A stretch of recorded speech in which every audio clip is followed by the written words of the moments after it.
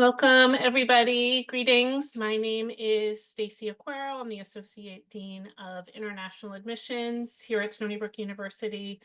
Um, Today, I am pleased to welcome you and excited to talk to you a little bit about what some of the expectations are when studying in the US. If we have any students who are, of course, here already in the US, a lot of this will pertain to you as well. So feel free to stick around.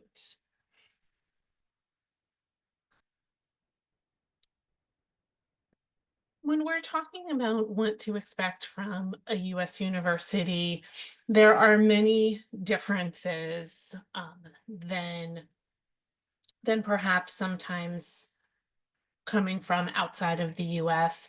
And there's actually a lot of terminology also to understand, and a lot of new terminology that people don't really know until they're starting to apply to schools and learn about the college application process, but particular here in the US. Um, so let's go through some of that terminology. Some of that terminology is how you're applying. When you apply to schools in the US, you apply to undergraduate studies, which is your bachelor's degree. If you are coming straight from high school, or even if you have some years of college experience but don't have a degree yet. And you either apply as a first year student, which is also known as a freshman, which means that you have either graduated high school or in your final year of high school and haven't taken any classes yet in the university unless you've done some dual enrollment, which is also fine, still applying as a first year student. Whereas a transfer student means you have graduated high school, have started university somewhere, but not completed a degree, and now you are applying as a transfer student. And then, of course, there are graduate and professional level programs, which are master's degree. There is a expectation and a requirement that when you are applying to those programs, you already need to have a bachelor's degree. So in the biggest areas, a lot of students who are in high school when outside of the US think that they want to join certain programs, especially in the health related area. Um, in their home country, most of them start in straight after high school, whereas in the US, you still need to obtain a bachelor's degree and then apply to programs like medicine, pharmacy, and other health related areas. Even programs like an MBA is a master's in business. You still have to do an undergraduate degree in business. Um, some other terminology, the word college versus university outside of the US. The term college often relates to high school in many countries, whereas university is primarily only after high school. Whereas in the US, we use both the terms college and university, and it does not necessarily mean that an institution is any less prestigious or well ranked. It really has to do with a variety of factors, whether you are named a college versus a university. In particular, a college typically doesn't offer graduate level programs, whereas a university will have a certain number of graduate level programs, more research focused. Other terminology specific for international students in I-20 and visa. All international students who are citizens of another country and not living here in the US on other visas need to come on a student visa, which is an F1 visa. In order to gain that F1 visa, you need to get a document from the university in which you are attending that you've been admitted to and paid a deposit to, shown financial support is called an I-20. And to gain that I-20 document, again, typically from universities like Stony Brook, you have to have been admitted to the university, paid an enrollment fee, and shown what we call proof of finances, meaning that you need to show cost of attendance in a bank statement for 1 year. So That typically includes tuition, fees, room and board, minus any scholarship or other outside funding that you are going to get. There are a lot of support offices and student enrollment offices that are tied to a university. There are tons that I can go through and kind of probably spend the next 20 minutes just talking about. Obviously, the admissions office is the first office that you are going to start with, and that's how you apply. And once you become an enrolled student, you're going to work with a variety of different support offices that will help you register for classes, pay your bill, which is the registrar's office is going to help you along with advisors, register for classes, and kind of take care of your academic record. Whereas the bursar or student financial services will help with all of your fees and payment information. There are plenty of other offices on campus, again, including things like advising, your academic department. There's tons of support service offices like counseling and wellness services, tutoring services, and more, which you'll learn about as well. In terms of things also to think about and what to expect out of a US university is a lot of location options and what that means. In the US, we are quite large and we offer over 3,000 different universities and campuses. Of course, I'm representing Stony Brook University, which is a large public research university, but there are campuses in throughout the US that are in a variety of different locations and sizes. So you can attend universities in that are larger in size, that are smaller in size, in more city areas and more urban areas versus rural areas versus suburban areas. And then they can be small in size, larger in size, more medium size. In a variety of different climates, depending on where in the US. So again, Stony Brook is a large public university. We're in a suburban setting, in a very residential suburban setting, located about an hour outside of New York City. When we talk about what to expect in terms of location and size for international students, I also really like to remind students that they should put into their search process, what are the expectations of travel from your home country? And what is sort of that, that comfort level for you? So flying into a major international airport, do you need to take a second flight? Do you need to take a bus or, or is it close to that airport? And what are the logistics of getting to that campus? So those are things that you may want to consider. The degree structure in the US can be very different than outside of the United States.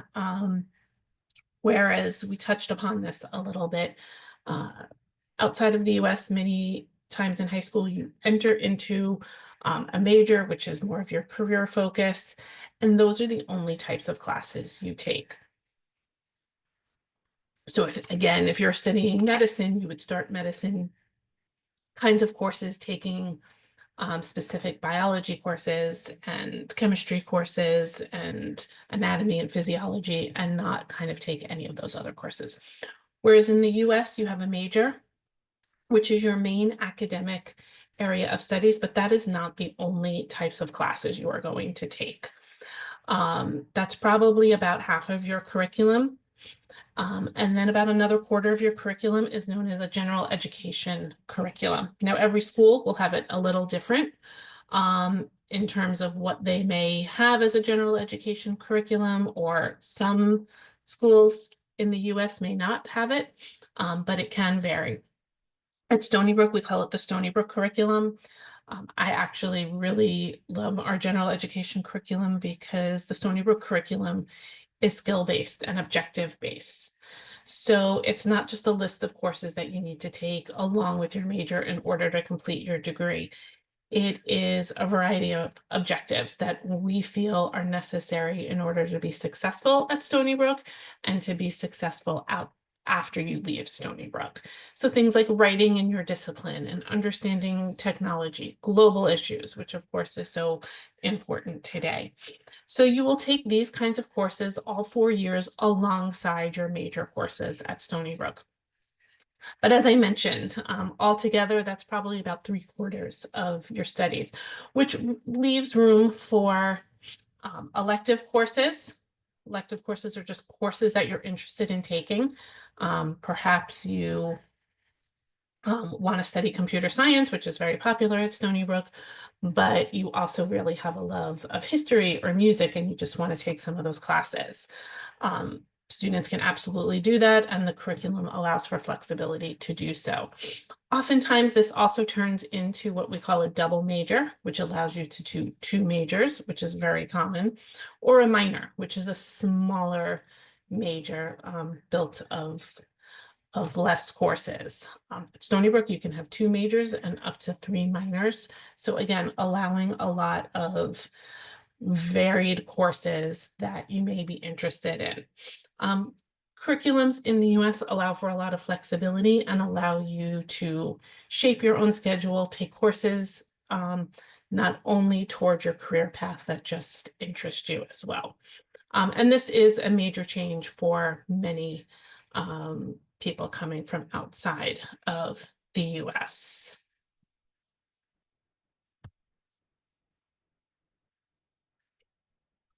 You can also expect at most schools a wide range of academic programs. So whereas we kind of just went through the degree structure, many schools outside of the US are very focused specifically on a particular area of studies. So you may only have a school that focuses on engineering and other STEM or technology related programs. And then if you wanted to do something more in the arts, you had to go to an art school. Whereas in the US, we have, like a Stony Brook, you have a larger school with 200 academic majors and programs that you can offer. And we break them down into smaller colleges and schools throughout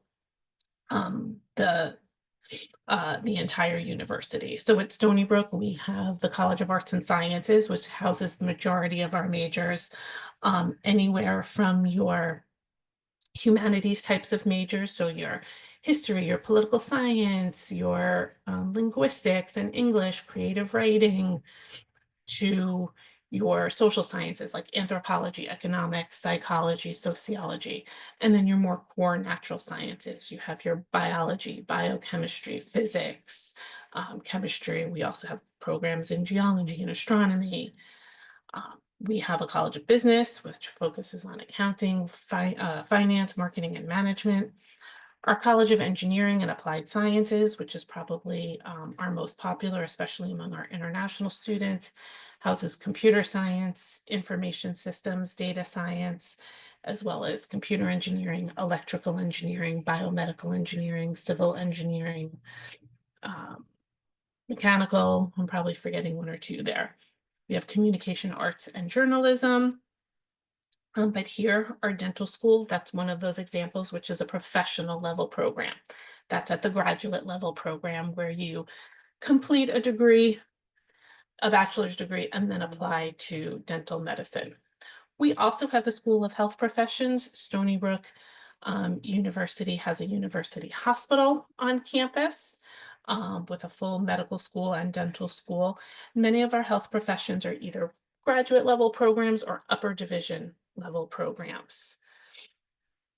Our other undergraduate school is our School of Marine and Atmospheric Sciences, so programs in climate science, sustainability studies, as well as marine science, medicine, nursing, and social welfare as well. And we can talk more about pathways to those programs if you want. You will find at most US universities as well, there are a tremendous amount of honors opportunities. So there's not just your pure academics, but you can be part of an honors college.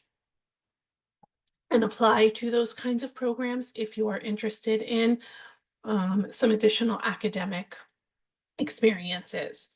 Honors College are typically 4-year curriculum programs where you tend to do activities with students who are also in the Honors College. They tend to be small cohorted, and students will take general education courses specific to the Honors College. At Stony Brook, we have some other additional honors programs, including the University Scholars Program, which allows you to have some leadership and community service experience. We also specifically have a Women in Science and Engineering that will help create some mentorship opportunities.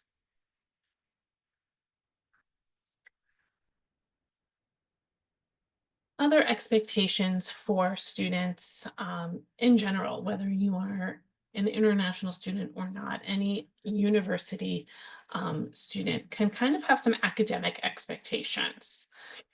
For one is academic honesty. And some students are starting to learn this in high school, while other parts of the world don't really cover this, and other high schools do not. Academic honesty does not just mean, that you can't look at somebody else's paper during a test. Specifically, it means, that all of the work you are submitting is of your own. So when you are writing a paper or doing any research or lab work, you are not copying somebody else's work. This is really particular in writing. If you are referencing any kind of journal article or book or research that somebody else has done and published, where you have to give credit in a very particular format. There are several formats of um, referencing somebody in a bibliography and with throughout the paper. And so each discipline and each faculty member might have you do um, referencing in a certain style, like APA or MLA, and it's really important to understand. Students who are what we call plagiarizing in a paper can expect that they could be brought up against academic dishonesty charges in a judiciary hearing and suffer failing a course or even getting kicked out of the university. So it's really important to understand what academic honesty means um, before you are starting your education. Of course, it will be gone through in most orientation courses, which is also very common for most US universities. It's really expected that you are to work in groups. I know many US high schools will already have done this, but this may be a new concept for some of my international students who are used to working very independently and not working with other peers. In the US, there will be much more discussion-based classrooms versus being lectured to. So right now I am being lectured to you and we're not all talking and you don't have the opportunity to kind of add to my conversation. Yet in many classrooms, you will have open discussions where the faculty member might say something and then ask a question and expect that many people participate in that. So you will have plenty of opportunities not only to work in groups, but an expectation to foster connections within the classroom of your peers as well as with your faculty in those classrooms. There's an expectation that you will follow a syllabus for assignments and deadlines. So every faculty member for every class that you take will give you at the first day of school or even a day or two beforehand online the syllabus for the class. The syllabus out is a basic outline of um, all of your course assignments, the learning objectives of the course each week, what you are supposed to learn, what reading you are supposed to do, when tests and assignments are due. Unlike in high school, especially even in US high schools, but in all high schools, oftentimes teachers will remind students on the daily of what homework is due the next day, when the test is. Whereas at university, faculty will not be reminding you of when assignments are due. And if you don't turn it in, it's considered late, and then whatever penalty for late assignments are will be given. So it is an expectation that you will constantly follow that and know when things are due. It's also your responsibility to seek help when needed. Help is all around, and resources are all around for you for the university, whether it's counseling and wellness, whether it's academic support, meaning you can go to the faculty member, you can go to tutoring services, there's math labs, there's writing labs. Um, you can often go to your working lab, say if you're an engineer or biology and you need to do, work on your lab for extra time. There are all of these resources for you, but they will not seek you out. You have to say, okay, I'm struggling a little bit. I need help. Or I don't, it doesn't even have to be struggling. I don't know the answer to this question, or I need a little clarity. And I need to talk to somebody about this. I always say, um, you definitely don't want to wait until it's too late to kind of seek out this help. Um, Going to the writing center for every paper you have is something that you absolutely can do. You can write out your first draft of your paper or go to the writing center, talk to them, give suggestions, and then be able to write, additional drafts. So these are things that you absolutely want to take advantage of no matter where you attend university.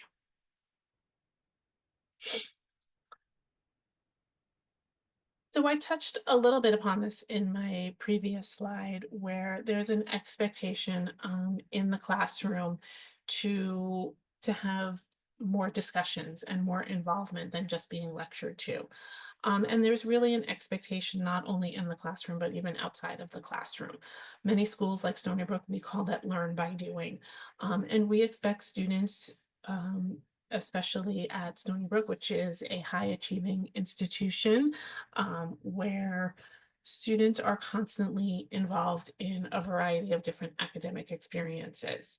So learn by doing is, of course, being involved in your labs and your regular academic experiences and hands-on learning, but it also can mean getting involved in things like internships and study abroad and research, and going to university-wide lectures where the entire community is invited to someone who's coming to speak, or workshops that the library is having, or that the Career Center is having on resume writing. These are, again, are all resources for you, but also models of how you can constantly learn outside of the classroom, which is really important.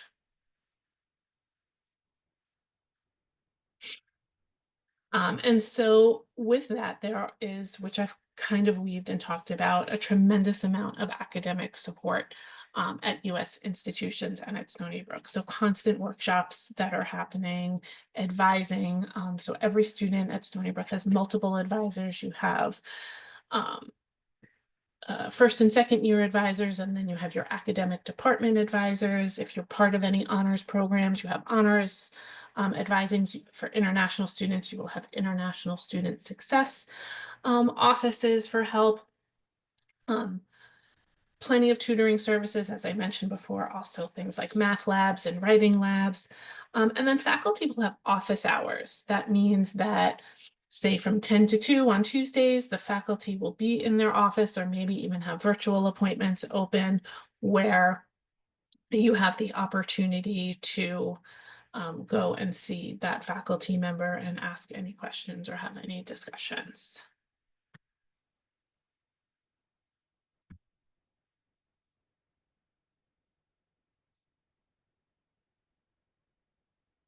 So additional expectations is, especially at US universities, is to continue to get involved outside of the classroom. And of course, I talked a little bit about the academic experiences outside of the classroom, but there's a whole world of social experiences outside of the classroom as well.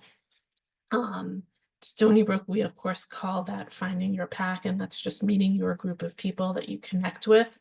But there is an expectation when coming to school that you are going to continue to be involved in your overall school community. Doesn't have to mean the same activities that you have done. But there's 350 clubs at a place like Stony Brook. Other schools will have a variety of different clubs.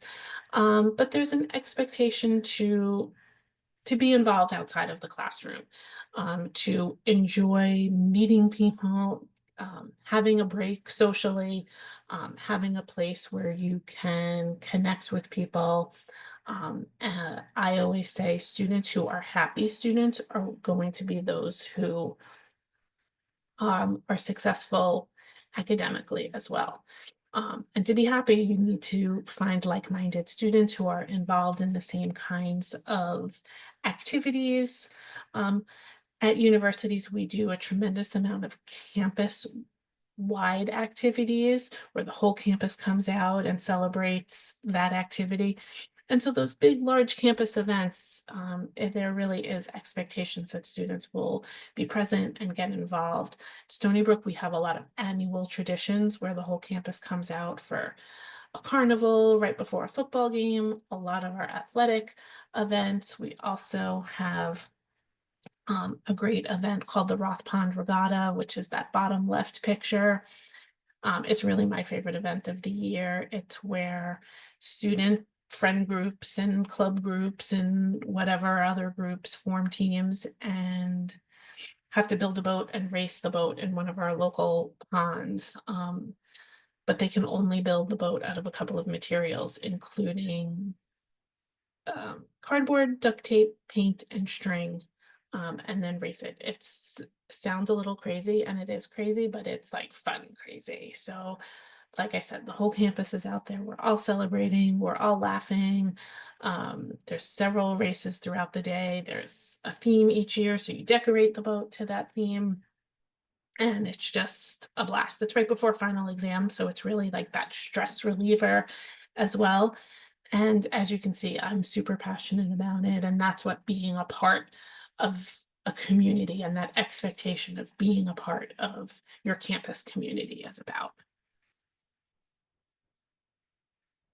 So I talked a lot about expectations and I weaved a lot of Stony Brook information in there, but I want to just spend a minute or two before I get into some of your questions about Stony Brook. And I see already some questions in the Q&A, but just feel free to put some of those questions in the Q&A. But as I mentioned before, Stony Brook is a large public university. We're part of the State University of New York, known as SUNY, spelled S-U-N-Y. We're the #1 public ranked institution in New York State and ranks number 58 in the entire United States. Stony Brook is well known for over 200 academic majors and programs. We have been highlighted for our commitment to creating access to education. We've also just been named the lead anchor institution for the Center for Climate Solutions on Governor's Island, which is the top picture you see above.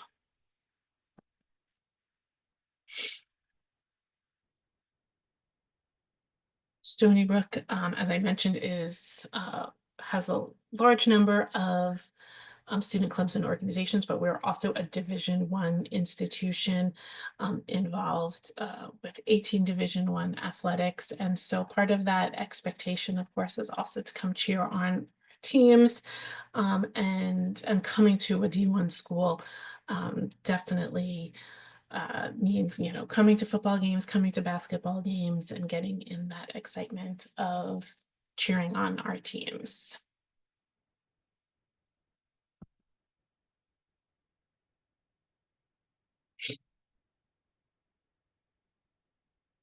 Stony Brook does offer on-campus housing. There is a variety of expectations depending on the schools that you are attending as to if you have to live on campus your first year, if campus housing is available all 4 years, and what other policies are around campus housing. So at Stony Brook, we do not guarantee housing for first-year students, but we do have a deadline, and students who apply by the deadline and international students are given priority given their distance. But we encourage all students to apply by the deadline. They have to do a deposit and fill out an application in order to be eligible for on-campus housing. Our typical dorms for first year are double rooms in a hallway with a shared bathroom in the hallway. And of course, not only at Stony Brook, but in many other places, um, the expectation is that you're building your future and you're finding your future. And of course, that's done through your academics, but also every school will have some kind of career network center. At Stony Brook's, our career center is award-winning, and they are going to offer a variety of programs that will allow you to have resume workshops, learn how to search for internships and jobs for after you graduate, including globally, as well as a ton of other workshops, things like business dinner etiquette and um, everything like that. This is another example, though, of seeking help versus help seeking you. So often I talk to students who kind of thought at some point maybe someone would reach out to start writing their resume or giving them an internship versus having to apply for internships and interview for internships in order to land that. So it's important that you connect with the Career Center in your first year so you can understand how the process works and really be on top of it for those future years.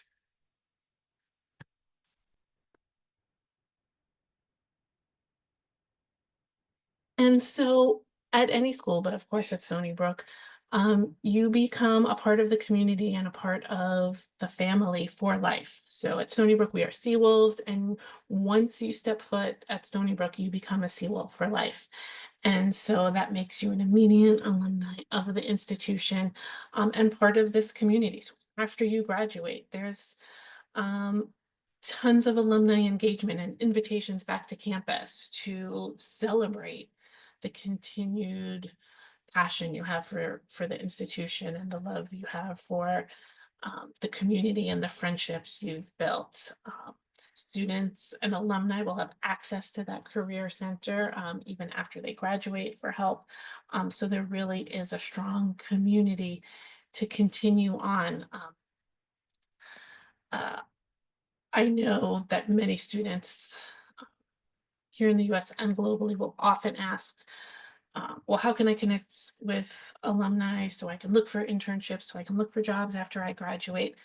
I always say the best way to do so is in your first year, starting to get involved in clubs and organizations, right? As a first year student, when you're involved in a club and organization, those leaders in those clubs are often upperclassmen who have already done an internship or maybe, graduating and having a job somewhere that maybe you want to intern.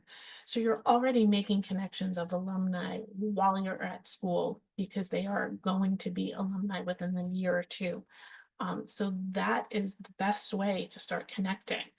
It's not always about connecting to people that have graduated 10 years ago. There will be plenty of those kinds of involvements as well. So I'm going to leave this up for a moment where you can always connect with the admissions office. International Admissions hosts daily virtual one-on-one meetings as well with our counselors. You can call us. I definitely recommend everyone following social media as it will also give you insight to what that kind of daily life is. Definitely YouTube videos of current students is a great way to kind of see what some of that is. But I'm going to turn it over to questions. Feel free to put those things in the Q&A. I talked a little bit already about our main majors. We span from the humanities to the sciences. So lots and lots of different popular interests. And then a question about Some study abroad opportunities, absolutely. All students, all majors can study abroad. We have a great study abroad office who will help you connect with what makes sense in terms of your major, in terms of when you want to go and what location you want to go to. We also have summer and winter session programs, which makes it a little short-term program, which sometimes works better with students who don't want to go for a full semester. In addition, we have a first year abroad program, so students can attend our site in Korea, Florence, or China and spend their first year abroad.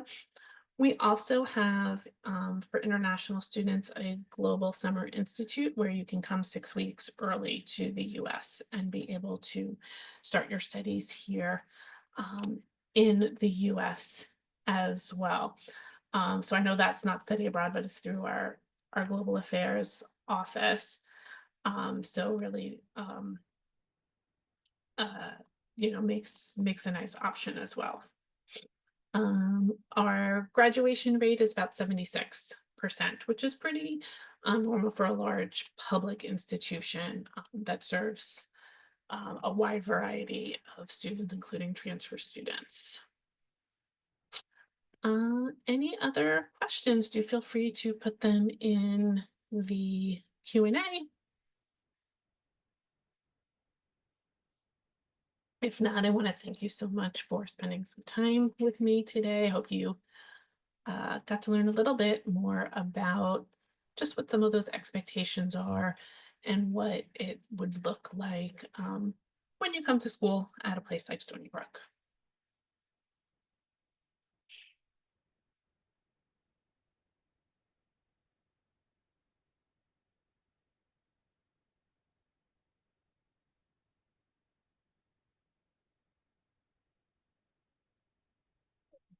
Well, if there are no further questions, again, thank you so much for attending today. If you do have any other questions, feel free to reach out to Stony Brook and email us. We'd be happy to help, and we hope to see you on campus in the future. Go Sea Wolves.